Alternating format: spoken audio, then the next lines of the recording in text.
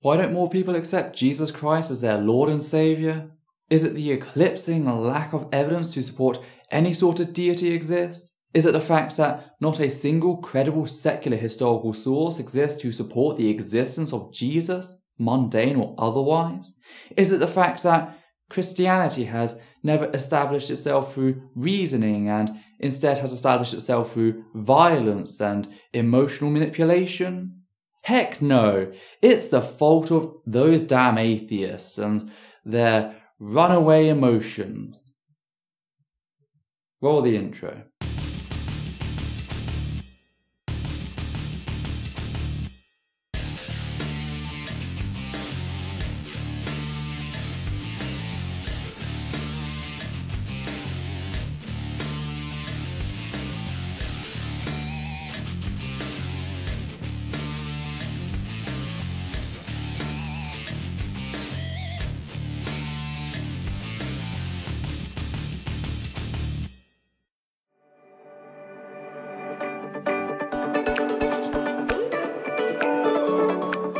I have a talk I give that's titled Bad Arguments Against God. And there are lots of legitimate ways, I think, to go after Christianity. Like Paul says, if Jesus didn't rise from the dead, then we are of most people to be pitied, okay? And so if there is no resurrection, we're wrong. If there is no God, we're wrong. If there was no Jesus, we're wrong. I mean, so there are legitimate ways to go after Christianity, but in this talk, I deal with what I think are bad ways, ill-informed ways of challenging God's existence or challenging Christianity. And in that talk, I make an observation, and the observation is there are lots of people who make very foolish mistakes in thinking, who are otherwise intelligent. They're bright, they're doctors, they're lawyers, they're PhDs, they're academics of all sorts. They're really smart people, but when it comes to spiritual things, they make really foolish mistakes. Coming from a group which, in spite of its name, is entirely founded on the suspension of reason and the application of unevidenced assertion, I find it funny that you hold yourself to be in some sort of capacity to look down on others when it comes to poor reasoning skills. Maybe you just view yourself as an expert, having made a career out of bad reasoning, but hypocrisy really isn't a good look. And this brings us to the question of why is it that Jesus is not accepted by the rank and file? Why aren't more people Christians? Well, I can certainly answer that question as it pertains to my own experience. In all my years of having been indoctrinated by, quote, a secular school into Christianity, and then having spent years critically responding to literally hundreds of presentations, many of them from you and your fellows at STR, never have I been presented with a single piece of evidence which stood to scrutiny. That's evidence for the existence of God, Christian or otherwise, the mythical Jesus. Hell, you can't even handle supplying historical evidence for a mundane Jesus. Yeah, we could side with probability in that there was likely a man, or more specifically, many men who influenced the tale we now know as the story of Christ, but there's no actual evidence of such a person or persons, let alone any actual specific stories. Christians love to assert that there are, but they never actually supply any. And I think some people are tempted to think that it's because Christianity is not intellectually credible in some fashion, you know. There's not good reasons for it, there's not good evidence for it. But see, this is just not the case. Because we can marshal all kinds of great evidence in favor of the existence of God, or the reality of the resurrection, or the historical Jesus who did miracles and said the things that Jesus said, and a whole host of other things. Virtually every area that is vital to the Christian worldview, we can give solid reasons why believing in that is better than believing in some other alternative. Great. Now if you could just make a video demonstrating what you have just asserted, that'd be good. Because in my many years of watching your content, that has never been the case at all. I've seen the typical postulation, the claim that this story couldn't arise without this happening, in spite of you arguing the exact opposite with every other religion. But I've never seen you supply evidence for Christianity having any basis beyond the likes of The Lord of the Rings. Simply asserting otherwise once again doesn't change that fact in my perspective. So the reasons are there. Why is it that people don't get it? If it seems so simple, it seems so straightforward. And the reason is, which is the same reason that very intelligent people make very foolish mistakes in thinking when it comes to God, is because it's not based simply on thinking. I think what you mean here is that it's not based on some inhuman version of reasoning detached from any emotional aspect at all, i.e. like that of a computer. I have to assume that as when we look at reasonable expectations of logic in human beings, including the neurological atypical such as those with certain forms of autism that make emotional blackmail very difficult, we see the exact opposite. Autism and atheism do correlate. It's a common form of attack against atheists that shows that these apologists really haven't thought things through. First of all, there's nothing inherently bad about being autistic. It's simply a variation in human evolution, and so long as society is willing to adjust to accommodate said people, it doesn't have to be a nightmare like the one it currently is. Secondly, if for some reason you don't focus on the emotional aspects to the same degree as other people, possibly due to a sensory overload, that can make you more efficient when it comes to investigating a claim objectively. You may not let the fluff cloud your thinking as much as someone without, say, autism. Do note I'm taking very broad strides here because the term autism is one which describes a broad range of human condition. Yet most of the focus has been on what has been termed high-functioning autism, the form most often portrayed in the media when it comes to rather outspoken and hyper-rational atheists in media. Now that's not to say that most atheists have autism. It's certainly not responsible for the majority of disbelief. You see, the number of disbelievers in society is so much higher than those with autism. It's just a case that the number of people with autism who are also atheists is high. The correlation is there.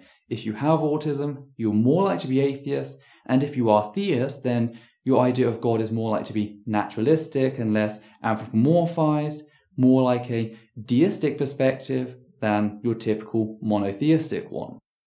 The rest of disbelief is the result of education. This is simply to say that anomalous persons who are less open to be emotionally manipulated are more likely to be atheist than those who are more open to emotional manipulation.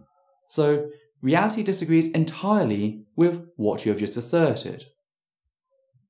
There are lots of reasons that people reject the claims of the gospel and Jesus of Nazareth.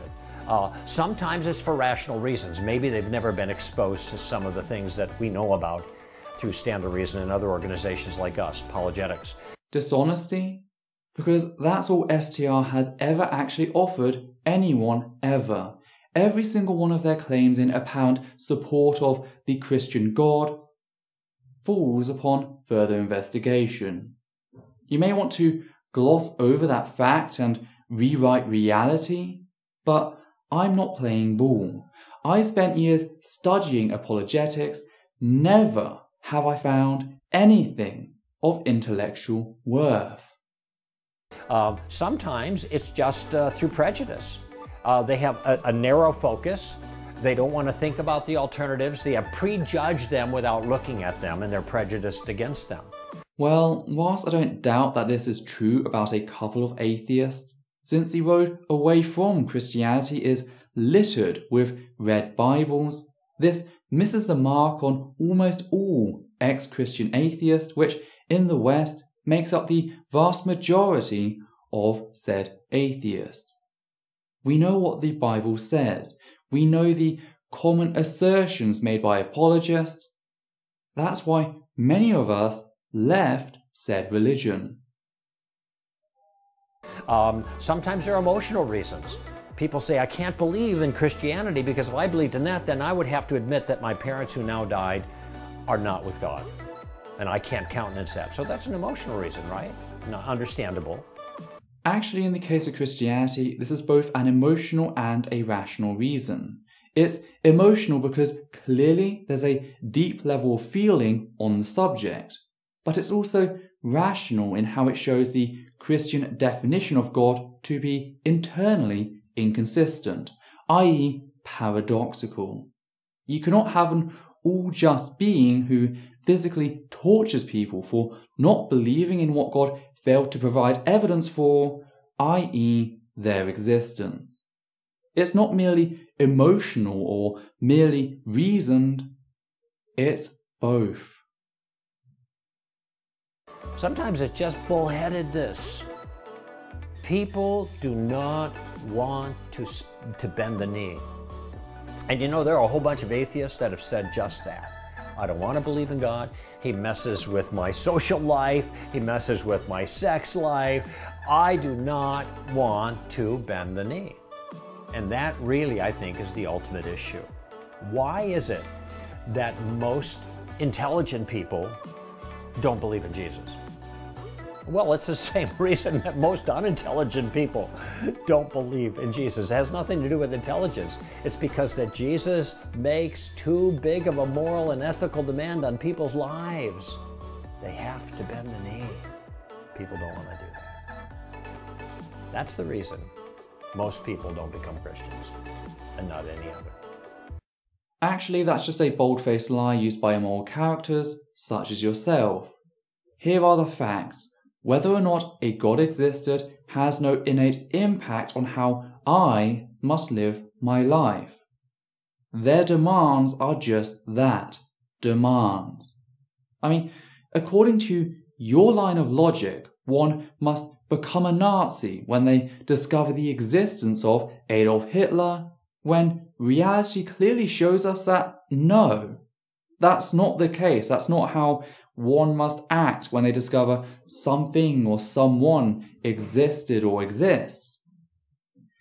If I was supplied evidence for God's existence, all that would change is the fact that I would now acknowledge said God's existence.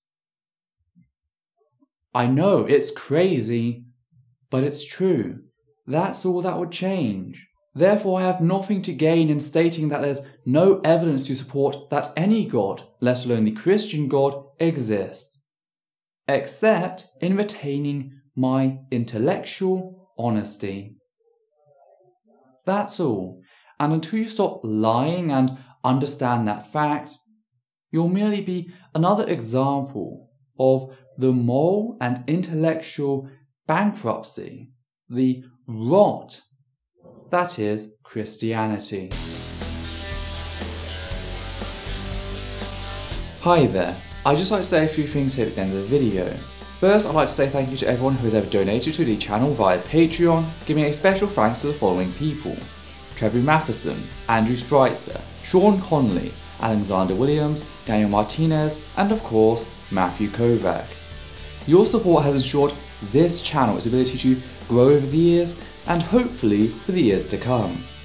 I'd also like to ask that you comment down below and like this video, as well as subscribe and follow Essence of Thought on Facebook. Please also consider following the Atheist Alliance International group on Facebook, an organisation dedicated to helping atheists around the globe. Last of all, I'd like to request that you treat the people responded to in this video with a reasonable degree of respect.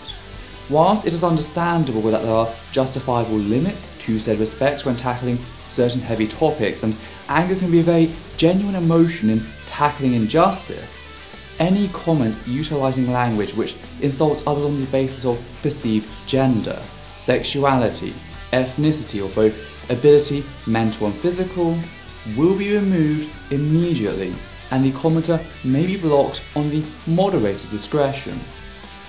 Let's keep this space one which upholds the humanist values. So with that noted, take care.